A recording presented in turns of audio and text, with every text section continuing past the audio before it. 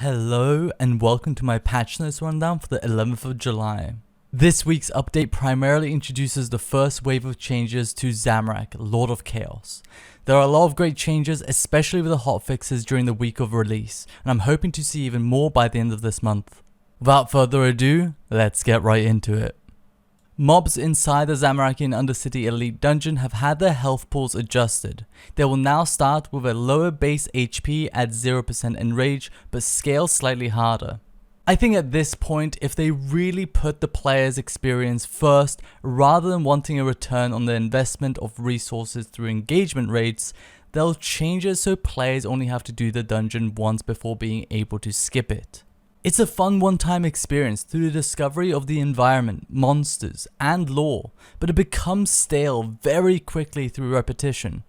Ask yourself this simple question: are you having fun grinding 25 dungeons just so you can start having fun with the boss? Why does this barrier of entry exist? It's a little disappointing, to be honest, considering Zamorak is such a fun boss to do, yet so many people are dropping out of getting into it due to the fact that the dungeon takes 90% of the time when grinding it. Change the number of mobs required to be killed to pass some dungeon gates, in particular reducing the number of greater demons that need to be killed at lower enrages. You have to kill 2 less greater demons every run now, which is 25% less greater demons at 0% enrage, totaling to 160k less damage required, which in the scale of the dungeon is pretty insignificant. Chaos Roar melee ability changes, now requires a target to cast and needs to hit in order to gain the buff. Deals 20 to 130% damage, now works on all AoE hits and twin hit abilities. This is a very slight nerf to the damage that the ability itself deals, since prior to this update you would get a free auto since it was a non-attacking ability, but this is a 20% ability damage loss every minute, which is incredibly minute. However, this ability's external buff easily makes up for it now that it works with Overpower and Hurricane. It's important to note that it still only works on the first hit of any channeled ability, and you can't stack ability hits on the same tick by stalling and having it work. There is one outlier though, where a channeled ability performs the first couple of hits naturally on the same tick, like Dragon Claws, which notably gains a 75% damage increase from the roar.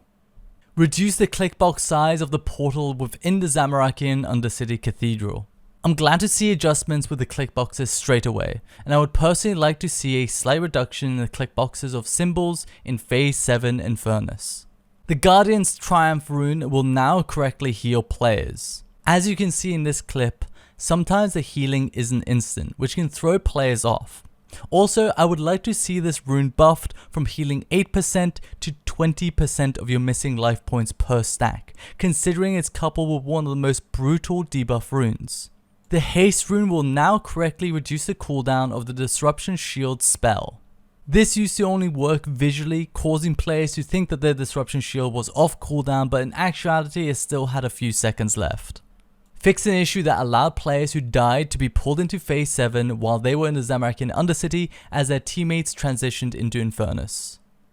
Fix an issue with the Zamorak reward chest not spawning. Updated the Zamorak Lord of Chaos quick chat for both group and solo encounters to reflect kills and highest enrage.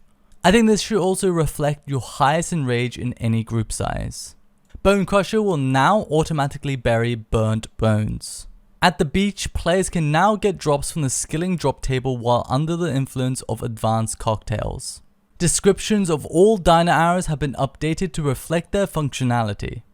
This is the inclusion of the 33% chance to consume an arrow feature that came out last week with the release of Zamorak.